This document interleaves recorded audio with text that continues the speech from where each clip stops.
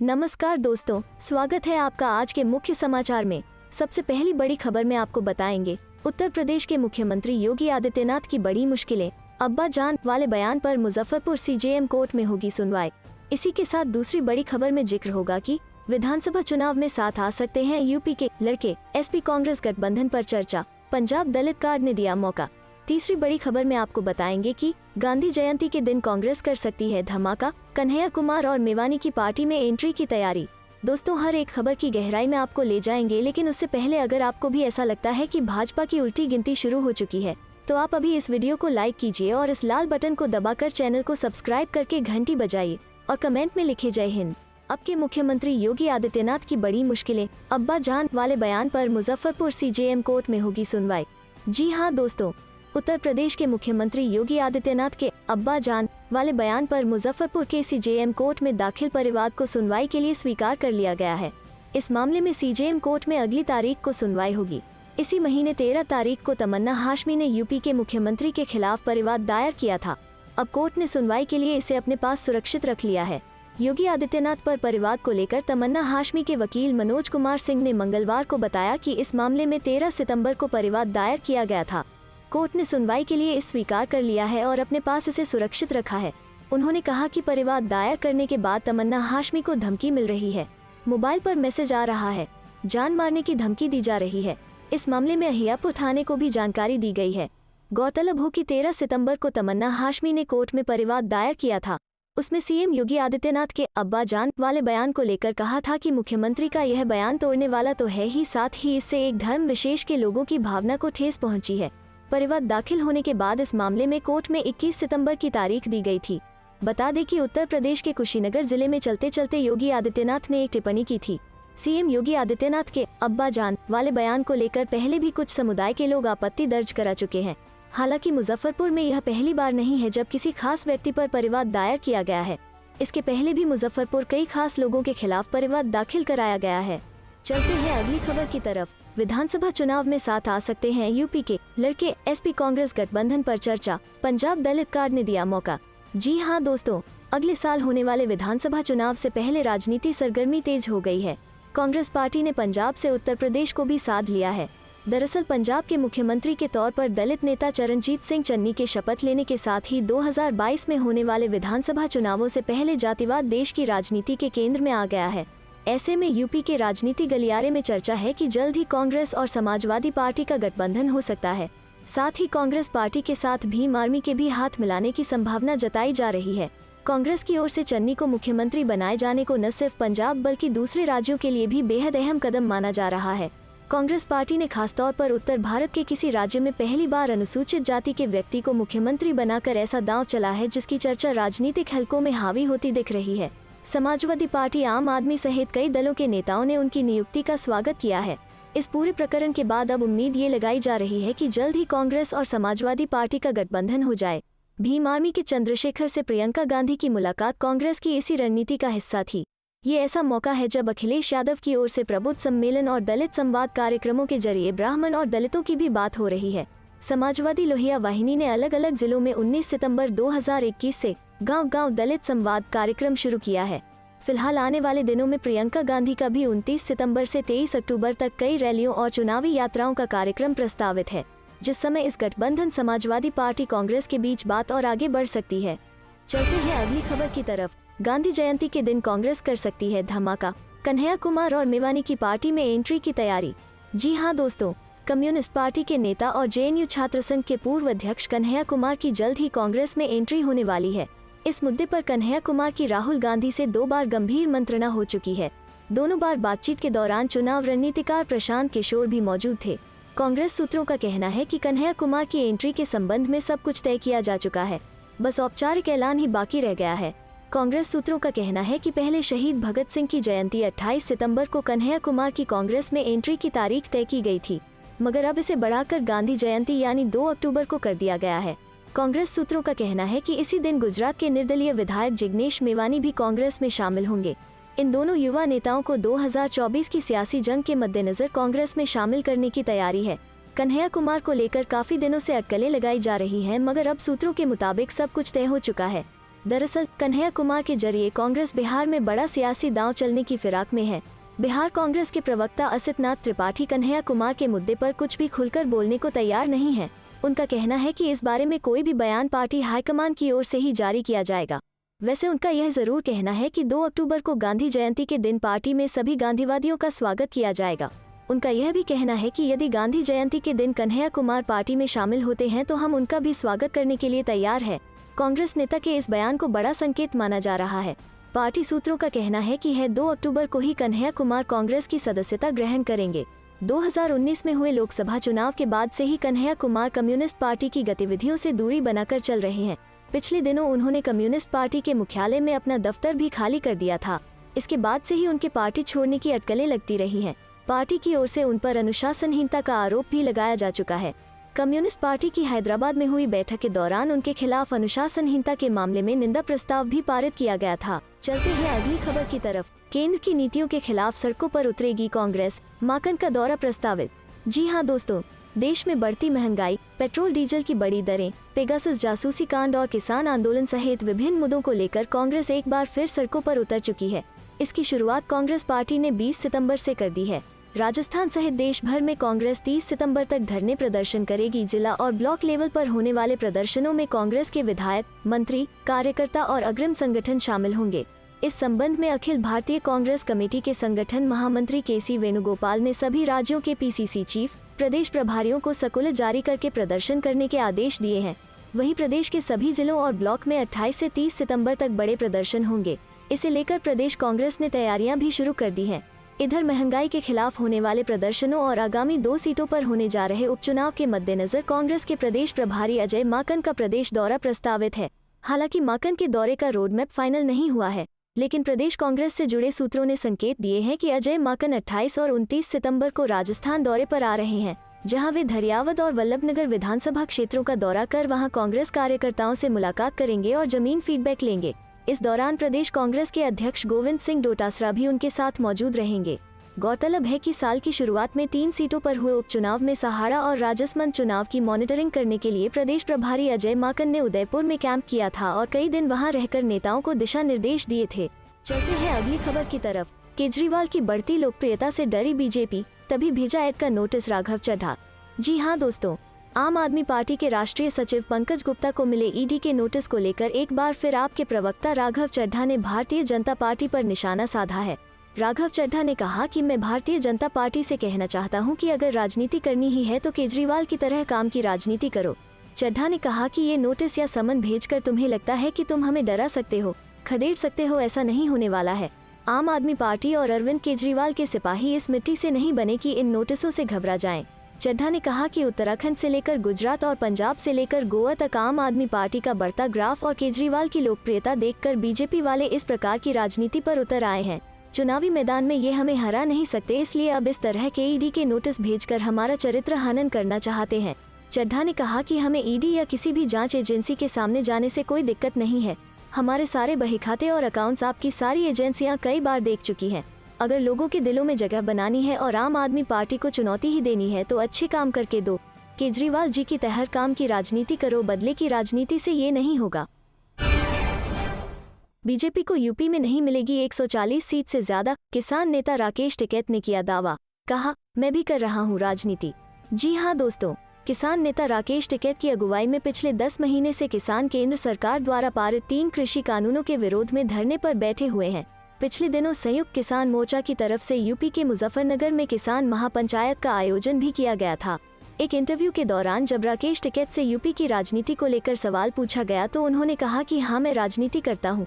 इसके साथ ही उन्होंने यह भी दावा किया है कि यूपी में बीजेपी की 140 से ज्यादा नहीं आएगी। एक इंटरव्यू के दौरान राकेश टिकैत से सवाल किया गया कि आप कह रहे हैं इस बार बीजेपी को वोट नहीं मिलेगा, आपको क्या लगता है कि बीजेपी कितनी सीटें उत्तर प्रदेश विधानसभा चुनाव में जीत सकती है? इस सवाल पर किसान नेता ने कहा कि इनकी 140 से ज्यादा सीटें नहीं आएंगी। किसान नेता ने यूपी में हुए पंचायत चुनाव का हवाला देते हुए कहा कि उसमें इनको कितनी सीट मिली है। उन्होंने बीजेपी पर आरोप लगाया कि उत्तर प्रदेश के जिला पंचायत चुनाव में डरा धमकाकर वोट लिया गया। एंकर ने उनसे कहा कि 1 साल में आपने जितनी लोकप्रियता हासिल की उतना मुझे नहीं लगता कि किसी किसान नेता ने हासिल की है। आप स्टार किसान नेता बन गए हैं। उन्होंने कहा कि हम स्टार नहीं हैं, हम हल चलाने वाले किसान हैं। उनके जवाब पर कहा गया कि आपको ऐसा नहीं लगता कि आप स्टार बन गए हैं। राकेश टिकैत एंकर के इस सवाल पर कहने लगते हैं कि मैंने टीवी देखता हूँ, ना ही अखबार पढ़ता हूँ, ना मैंने बाहर की दुनियादारी देखी है। उन्होंने चल रहे किसान आंदोलन को लेकर कहा कि इस दिन सब कुछ ठीक हो जाएगा। चलते हैं अगली खबर की तरफ। चीन फिर कर रहा कोई गुस्ताखी, राहुल गांधी बोले नए युद्ध के साए में जी रहा है भारत। जी हाँ दोस्तों, वास्तविक नियंत्रण रेखा पर भारत चीन के बीच अब भी तनातनी का माहौल है। इस बीच कांग्रेस नेता राहुल गांधी ने ट्विटर पर कहा है कि भारत अब एक नए युद्ध के साए में जी रहा है। राहुल ने एक खबर शेयर की है जिसमें कहा गया कि चीन सीमा के पास अपना बुनियादी ढांचा तेज कर रहा है। मीडिया रिपोर्ट का हवाला देते हुए पूर्व कांग्रेस अध्यक्ष ने लिखा, बॉर्डर पर हम एक नए युद्ध प्रतिमान का सामना कर रहे हैं, इसे नजरअंदाज करने से काम नहीं चलेगा। राहुल गांधी ने जो खबर ट्विटर पर शेयर की है उसमें दावा किया गया है कि चीन लगातार लद्दाख में सीमा के पास अपने हथियार तैनात कर रहा है और युद्धाभ्यास भी कर रहा है। रिपोर्ट में कहा गया है कि चीन रात के समय में ड्रिल भी कर रहा है। बता दें कि राहुल गांधी ने पिछले साल पेंगोंग झील में भारत चीन सैनिकों के बीच हुई झड़प के बाद से लगातार भारत और चीन के बीच सीमा गतिरोध से निपटने पर सरकार की आलोचना करते आ रहे हैं। दोनों पक्षों ने धीरे धीरे हजारों सैनिकों के साथ साथ भारी हथियारों को लेकर अपनी तैनाती बढ़ा दी है। कई सैन्य और राजनयिक वार्ताओं के बाद दोनों पक्षों ने पिछले महीने गोगरा क्षेत्र में विघटन प्रक्रिया को पूरा किया था। फरवरी में दोनों पक्षों ने अलगाव पर एक समझौते के अनुरूप पेंगोंग झील के उत्तरी और दक्षिणी किनारे से सैनिकों और हथियारों को हटा दिया था। दोनों देशों ने वर्तमान में संवेदनशील क्षेत्र में लैक के पास लगभग 50,000 से 60,000 सैनिक तैनात कर रखे हैं। चलते हैं अगली खबर की तरफ। प्रियंका गांधी की रैलियों का रोड मैप तैयार, पीएम मोदी व सीएम योगी के गढ़ में भी भरेंगी हुंकार। जी हाँ दोस्तों, उत्तर प्रदेश में अगले साल होने वाले चुनाव से पहले अब सभी राजनीतिक दलों ने अपनी कमर कसनी शुरू कर दी है। अपने पिछले दौरे के समय पार्टी के पदाधिकारियों के साथ बैठक के दौरान प्रियंका गांधी ने अपनी चुनावी तैयारियों को और तेज करने के संकेत दे दिए थे। इसी क्रम में अब प्रियंका गांधी की रैलियों का रोडमैप तैयार किया जा रहा है।